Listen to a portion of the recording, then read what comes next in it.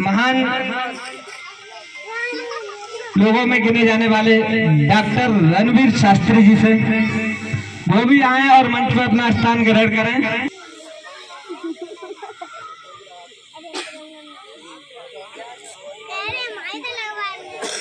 और मैं आग्रह करूंगा हमारे जिला के अध्यक्ष माननीय राजकुमार जी से वह भी अपना मंच पर स्थान ग्रहण करें।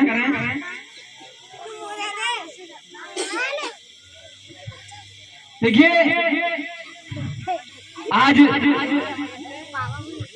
हम लोग यहाँ पर इकट्ठे हुए हैं तो इसका एक मुख्य उद्देश्य है आज तक हम लोगों को जिस तरीके से कभी किसी बहाने से प्रलोभन देकर हम लोगों के साथ में जो छलावा होता आ रहा है उस छलावे को हमें कैसे देखना चाहिए कि हमारे साथ सही हो रहा है या गलत हो रहा है, यही सारा कुछ विस्तार से हमारे वक्ता लोग आपको बारी बारी से बताएंगे। क्योंकि आज तक हम लोगों को केवल वोट के नाम पर यूज किया जाता है। पहले जो एक आप लोगों ने पेन देखा होगा, पहले पेन चलता था, उसमें रिफिल पड़ जाती थी और वो पेन को उसी को यूज करते रहते थे। लेकिन अब चल गया है वो 2 रुपए वाला यूज एंड थ्रो, यूज करो और फेंक दो। वही आपके साथ हो रहा है। वोट लेने के बाद कितने लोगों के पास है जो हमारे क्षेत्र के जनप्रतिनिधि आते हैं, जरा हाथ उठा के बता दो। कोई आता है? क्यों नहीं आता भैया? आज जो भी नेता हैं सब आपके वोट से बनते हैं, लेकिन उस वोट के राजा आप हैं और आपके वोट को लेने के बाद वो राजा बन जाते हैं और आप।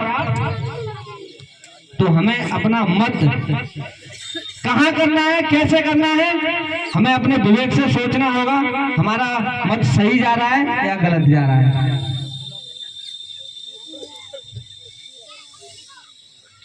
इसी के साथ में मैं आग्रह करूंगा हमारे ही नजदीक खैरगढ़ से चल कर आए डॉक्टर रणवीर शास्त्री जी से हमने अपने विचार रखे। डॉक्टर रणवीर शास्त्री जी।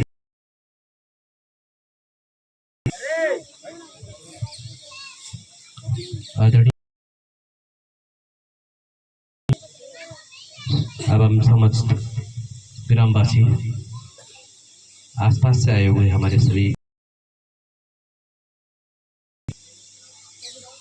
वक्ताओं की लिस्ट में यह बहुत सारे नाम हैं। मैं बस इतना ही कहूंगा कि आगे आने वाले समय में लें, सोच समझ के लें। और मैं कुछ ज्यादा नहीं कहूंगा, इसके साथ साथ एक बात अवश्य कहना चाहूंगा। बच्चों को पढ़ाएं लिखाएं। हम पढ़े लिखे नहीं होंगे तब तक कुछ भी करते रहिएगा। और इसके बाद खास बात यह है कि राजनीति में भागीदारी आपकी होनी चाहिए, क्योंकि हम लोग या हमारे बच्चे काफी मेहनत करने के बाद में भी वह उस कंपटीशन को क्वालिफाइड नहीं कर पाते हैं। करने की क्षमता है उनके अंदर, लेकिन पेपर लीक हो जाता है। जो स्टूडेंट पढ़ करके मेहनत करके अपने मुकाम पर पहुंचना चाहते हैं, अपनी मंजिल पर पहुंचना चाहते हैं, वो नहीं पहुंचते हैं और राजनीतिक दबाव में आकर के जो अयोग्य हैं वह भी उस जगह पर पहुंच जाते हैं। इसलिए आप लोगों को चाहिए कि आपको अपना नेता चुनना है, आपको उसको सपोर्ट करना है। मैं बहुत ज़्यादा बोलना जानता नहीं, बस इतना ही कहूँगा कि शिक्षा की तरफ और अपने संगठन की तरफ ध्यान दें। नमस्कार।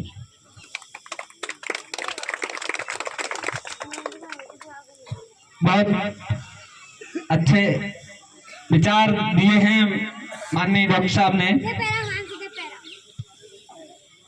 जब तक हमारे बच्चे शिक्षा की कुंजी को नहीं खोलेंगे तब तक उनके विकास की कुंजी नहीं खुलेगी। इसीलिए शिक्षा वह शेरनी का दूध है जो पिएगा वो दहाड़ेगा। इसलिए शिक्षा की ओर बहुत ध्यान देना है और क्रम को आगे बढ़ाते हुए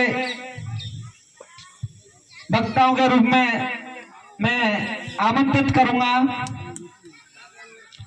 हमारे वरिष्ठ पदाधिकारी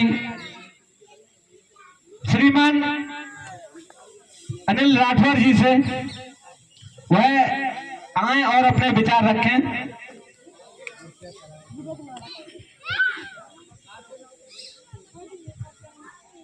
हेलो, आज जाटव सभा के जाटव ग्राम में जो आपकी सभा हो रही है उसके अध्यक्ष जी तोरसन पाल जी,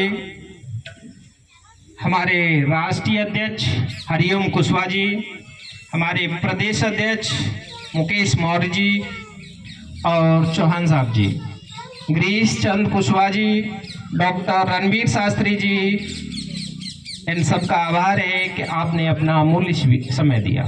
और सबसे ज़्यादा जाटव के लोगों का आभार है कि आप लोगों ने समय निकाला, क्योंकि आज सभी लोग व्यस्त हैं, अपने अपने बहनें भी आई हैं, हमारे युवा साथी भी हैं, बुजुर्ग। आज इस कार्यक्रम में कुछ बिंदुओं पर अपने विचार कुछ रखना चाहते हैं। इन्हीं संदर्भ में मैं कहूंगा कि हमारे एक पार्टी है और ये महानवादी पार्टी काफी समय से चल रही है, ऐसा नहीं है अभी से इसकी। मध्य प्रदेश में भी सांसद का चुनाव लड़ा था, मध्य प्रदेश में भी इसका प्रचलन ऑपरेशन। हमारी भागीदारी राजनीति में कितनी होनी चाहिए, कैसे होनी चाहिए, ये सबसे बड़ा विषय है। क्यों जितनी भी सारी समस्या हैं उन समस्याओं की मूल जड़, मूल ताला, मूल चाबी जो है वो राजनीति है। लौट फिर के वहीं आ जाते हैं हम राजनीति पर, क्योंकि सामाजिक और आर्थिक चीजें इसी से जुड़ी हुई हैं।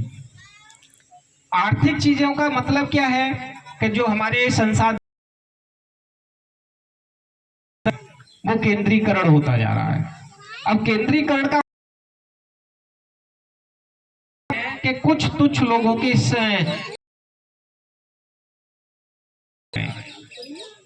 और उन संसाधन जो फंसते जा रहे हैं, जैसे शिक्षा। सबसे बड़ा हथियार हमारा क्या है? शिक्षा है। उस शिक्षा को नष्ट किया जा रहा है, हमारे भाईचारे को नष्ट किया जा रहा है। बहुत सारी समस्या होती जा रही है, हमारी संस्कृति नष्ट हो रही है, हमारे समाज में जो भाईचारा है वो नष्ट हो रहा है। बहुत सारे कारण हैं और उनमें सबसे मुख्य कारण है आपका महंगाई। दूसरा कारण है बेरोजगारी। मेरे तो इनको समाधान के लिए हमें क्या करना चाहिए? मोस्टली ज्यादातर हम पिछड़े लोग, ओबीसी वर्ग जिसे हम अति पिछड़ा वर्ग कहते हैं, एससी लोग, शेड्यूल कास्ट, अनुसूचित जाति, अनुसूचित जनजाति, ये सारे तबके जो पिछड़े हैं और पिछड़ रहे हैं। क्यों? क्योंकि हम लोगों में यूनिटी का अभाव है, एकता का अभाव है, एक नहीं हो पा रहे हैं। ओबीसी वर्ग जिसे हम कहते हैं कि हमारा वर्ग बहुत बड़ा है, अदर बैकवर्ड, अति पिछड़ा वर्ग, और इसमें जातियां भी बहुत हैं। उत्तर प्रदेश की माने तो कुशवाहा 10-12% है। कहते हैं हम बहुत हैं, गांव के गांव है हमारे उत्तर प्रदेश में। राजपूत कहते हैं हम तो 14-15% हैं, किसी की भी सत्ता हिला देंगे, लेकिन सत्ता पर आज तक काबिल नहीं हुए। कुशवाहा बहुत हैं, मजबूत हैं, लेकिन इकट्ठे नहीं हैं। बघेल कहते हैं हम भी बहुत हैं भाई। कुशवाहा, राजपूत, बघेल, प्रजापति, राठौर, ये सारी जो छोटी छोटी जातियां हैं ओबीसी की, इनमें क्या है, ना तो कोई आगे आने वाला है, क्योंकि हमारे संविधान में बहुत सारी चीजें दी हैं, दिए हैं। वो कहते हैं कि स्वास्थ्य की हमारी रक्षा कौन करेगी? सरकार करेगी भाई, सरकार करेगी, सभी जानते हैं। और नीति निर्देशक तो इसीलिए थे संविधान के, एसपी क्यों दिए? एक राज्य जब कोई भी नियम बनाता है तो उसका एक उद्देश्य होता है कि कल्याणकारी होना चाहिए, जनता के हित में होने चाहिए नियम। लेकिन हम तक वो सुविधाएं, हमारे जो संसाधन है वो हम तक नहीं पहुंचते हैं। क्यों नहीं पहुंचते हैं? क्योंकि हम अपनी मांग नहीं कर पाते हैं। मांग क्यों नहीं कर पाते हैं? क्योंकि हम संगठित नहीं हैं, और संगठित होकर के हम किसी की मांग करेंगे तो वो हमारे जो आर्थिक संसाधन हैं, जिस पर तुच्छ लोग कब्जा किए हुए हैं, हम तक आ जाएंगे। देखा जाए तो हम भी सच्चे देशभक्त हैं, हर चीज पर टैक्स देते हैं। एक टॉफी लेने जाते हो उस पर भी आप लोग टैक्स देते हो, हम टैक्स देते हैं। माचिस लेने जाते हो उस पर भी हमें टैक्स लगता है। और टैक्स कहाँ जाता है? घूम करके सरकार के पास जाता है, और सरकार से सरकार वादा करती है हमसे। नीति निर्देशक तत्वों में अम्बेडकर जी ने साफ लिखा था कि स्वास्थ्य की रक्षा कौन करेगी? सरकार करेगी। लेकिन हमारी तबीयत खराब हो जाती है तो सरकारी हॉस्पिटल की खस्ता हालत हो जाती है। एक एमबीबीएस डॉक्टर को 1.5-2 लाख रुपए मिलते हैं। क्यों देती है सरकार? उनको कहां से पैसा आता है? ये तो ये बहुत सारी चीजें हैं जो हमसे जुड़ी हुई हैं। तो हमें इसका समाधान कैसे करें भाई? समाधान जब हो सकता है कि हमारी सत्ता पे कुछ भागीदारी होनी चाहिए। भागीदारी कैसे होगी भाई? अब ये तो है नहीं कि सम्राट अशोक आएंगे आपके लिए भाई, वो तो चले गए, और महल कितना आगे था। तो हम लोगों को आज के वर्तमान परिवेश में सोचना पड़ेगा। परिवार, अगर हमें परिवार चलाना है, हमें अपने एक गांव का संगठित करना है, गांव का माहौल सही रखना है, तो आर्थिक संसाधनों पर हमारी भागीदारी होनी चाहिए। भागीदारी नहीं हो पाती है। सच्चा, कितने बच्चे हमारे ग्रामीण क्षेत्र में पढ़ते हैं? ज्यादातर सरकारी स्कूल में जाते हैं। क्या हालत है? कैसी शिक्षा मिल रही है? आप सभी जानते हैं, मुझसे ज्यादा आप जानते हैं। तो शिक्षा का स्तर कितना डाउन होता जा रहा है। तो बहुत सारी समस्या हैं, उन समस्याओं को झेल रहे हैं, क्योंकि हम रोज कमाते हैं, रोज खाते हैं, खेती कराते हैं, और सोचते ही नहीं आगे। एक लेटेस्ट आपको उदाहरण देता हूं। नीट की अभी परीक्षा हुई थी, कितना बड़ा स्कैम हुआ, किसी को पता नहीं चला। 14 तारीख को रिजल्ट देना था नीट का, 4 तारीख को दे दिया। कितना बड़ा, सुप्रीम कोर्ट तक उसमें पैरवी कर रहा है। 24 लाख बच्चों का भविष्य दांव पर है। क्यों पता है आपको? क्योंकि हम जैसे लोग गरीब जो हैं, उनके जो मेहनती बच्चे हैं, जो अच्छा परसेंटेज ले, जो 52-53 हजार सीटें सरकारी हैं, ये 4-5 हजार में एमबीबीएस हो जाती है, और प्राइवेट में करेंगे तो कम से कम 50 लाख रुपए खर्च होंगे। हम लोग क्या करते हैं? बच्चों को खूब पढ़ाते हैं, शिक्षा भी देते हैं भाई। तो क्या इसका समाधान है? अब सोचते हैं गांव से हम लोग क्यों जुड़े हैं? क्योंकि 32% जनसंख्या शहर में रहती है, और 68% जनसंख्या हमारे ग्रामीण में परिवेश में रहती है। ये आंकड़े 2011 की जो जनगणना हुई थी उसके अनुसार थे। लेकिन हम लोग विचार नहीं कर पाते, अपने खाते पीते मस्त रहते हैं। क्या करना पड़ेगा भाई, हमें संगठित होना पड़ेगा। तो संगठित करने के लिए हमें क्या करना पड़ेगा? तो एक कवि थे, उन्होंने कहा था कि तूफानों से आंख मिलाओ, तूफानों से आंख मिलाओ, सैलाबों पर वार करो, और मल्लाहों का चक्कर छोड़ो, तैर कर दरिया पार करो। तो हमें तो भैया तैरने का मतलब ये नहीं है पानी में जाकर तैरने का मतलब ये है हम सभी लोग इकट्ठे वर्ग भी इकट्ठा हो जाए ना, अति पिछड़ा वर्ग, तो उत्तर प्रदेश के इसके बिना कोई भी सरकार नहीं बन सकती, नहीं बन सकती। और जब आर्थिक संसाधनों की बात होती है, एक विशेष वर्ग पर जाता है, एक उच्च हम लोग रह जाते हैं गरीब। हमें लाइन में खड़ा, बैंक में जाते हैं, बैंक में लाइन लग जाती है, लोन लेने जाते हैं, परेशान हो गया। तो भाई हमारा मतलब, हमारा उद्देश्य करके एक अपने लक्ष्य को बना करके आगे बढ़े। और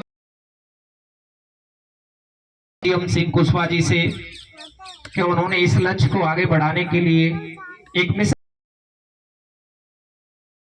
हो जाए। अभी इलेक्शन तो बहुत दूर है, इलेक्शन काफी दूर है, 2027 में होगा, और सांसद एमपी का आपका चुनाव निकल चुका है। तो इलेक्शन की बात नहीं है, बात है अपनी जिम्मेदारी की। हमें भी कुछ जिम्मेदारी मिलती है, मूल कर्तव्य भी है, हमें भी उनका निर्वहन करना पड़ेगा। अब निर्वहन कैसे करें? निर्वहन ऐसे करते हैं, कभी कभी हमें नालियों के पीछे लड़ जाते हैं, आपस भाई भाई फूट जाते हैं। अब हमारी रिपोर्ट लिख दीजिए, कुछ भले अच्छा 50-50 कर दो, इनकी आर्थिक घट तुम दे दो, फैसला कर देते हैं, खत्म। आपकी आर्थिक स्थिति मजबूत, जो पैसा आपको शिक्षा में लगाना चाहिए, बच्चों में लगा, तो झगड़ा हम आपस में कर लेते। ग्रामीण के सबसे ज्यादा झगड़े जाते हैं, कभी कभी दारू पी लेते हैं, और दारू पी के हमारा जो मस्तिष्क है प्यार नहीं करता है, क्योंकि हमारी उत्तेजना पैदा हो जाती है। उत्तेजना पैदा हो जाती है तो कहीं कहीं हम, तो समाज में ऐसी बुराइयां बहुत सारी चल रही हैं, इनको त्यागना पड़ेगा। तो हमारी कुछ जिम्मेदारियां हैं, जो फंडामेंटल ड्यूटीज दिए हैं, मूल कर्तव्य हमारे, उनको निभाना पड़ेगा। जो हम पैसा वेस्ट करते हैं फालतू कामों में, धूम्रपान में, बहुत सारे ऐसे व्यसन हैं जो बॉडी के लिए नुकसानदायक है, तो इनको त्यागना पड़ेगा। हमें अपनी जिम्मेदारी समझनी पड़ेगी कि हम जो अपना पैसा वेस्ट करते हैं वो हम अपने बच्चों की पढ़ाई लिखाई में, अपने परिवार को चलाने में, अपने विकास में लगा दें, तो शायद इससे अच्छा रिजल्ट मिल जाएगा। तो हमारी भी जिम्मेदारी बनती है, ऐसा नहीं है सारी जिम्मेदारी सरकार की भी हो। तो हमें भी ये भी सोचना पड़ेगा। तो मूल बिंदु हमारा ये है कि हम आपके पास आए, अपने विचार रखेंगे, हम चले जाएंगे भाई। लेकिन हमारा उद्देश्य ये है कि अगर कोई समस्या आती है आपके पास, किसी भी प्रकार की कोई समस्या, आप निर्दोष हैं, और एक व्यक्ति कहीं जाता तो उसकी सुनी नहीं जाती है। अगर 10 लोग जाते हैं उसके पास तो हमारी बात रखेंगे, सामने वाला समझेगा, सोचेगा कि हाँ साहब कुछ तो इनके पक्ष में है।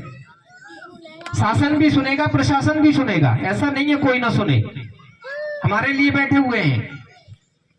उनको जो पैसा मिलता है, उनकी जो सैलरी आती है, हमारे टैक्स से जाती है। उन्हें सोचना पड़ेगा, जो प्रशासन शासन में बैठे हुए हैं वो कहां से पैसा लेते हैं? वो हमारा ही पैसा है। कैसे भी जाए, डायरेक्ट में जाए इनडायरेक्ट में जाए,